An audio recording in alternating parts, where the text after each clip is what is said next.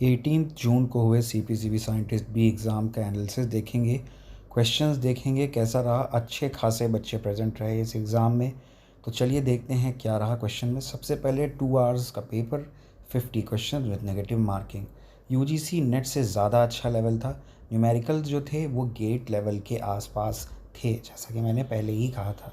दूसरी बात है MCQ, multiple choice, multiple selection और न्यूमेरिकल एबिलिटी, 3 टाइप के क्वेश्चंस थे।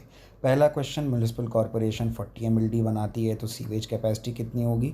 अप्रॉक्सीमेटली 90% होगी। 90% ऑफ 40 एमएलडी, 2 मार्क्स का क्वेश्चन। अगला क्वेश्चन, मिकेलिस मेंटन काइनेटिक ओबे कर रहा था।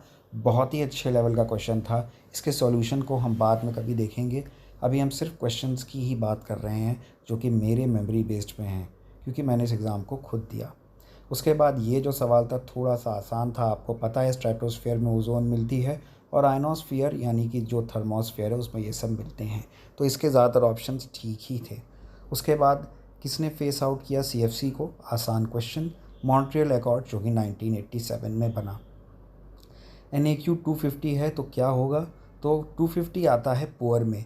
ये भी एक आसान ही क्वेश्चन था। P+Q सनलाइट बनाता है फोटोस्मॉग, तो फोटोस्मॉग नॉक्स और VOC ही बनाते हैं। इसके अलावा नेक्स्ट क्वेश्चन है, क्या नहीं बनाएगा ओजोन को? ये भी एक अच्छा क्वेश्चन था, इन डेप्थ था। इसके बाद ये बहुत ही ज़्यादा हाई लेवल क्वेश्चन आता है फेस डायग्राम पे और CO2 का, और इसके कुछ ऑप्शंस थे जो कि मुझे बिल्कुल मेमोराइज नहीं हो रहे हैं। टॉक्सिसिटी का कंपैरिजन पूछा था, ये हम जानते हैं नेट लेवल का है। क्रोमियम 6 ज़्यादा मोबिलिटी की वजह से ज़्यादा टॉक्सिक है। उसके बाद जो क्वेश्चन था विनोग्रैक्सी कॉलम पे था, इसमें मड एक ऑप्शन था शायद, और वही सही होना चाहिए क्योंकि ये एक ऐसा डिवाइस है जिसमें हम कल्चर करते हैं माइक्रो ऑर्गेनिजम्स को। बिल्कुल न्यू टॉपिक था, नई एरिना से क्वेश्चन उठाया इन्होंने।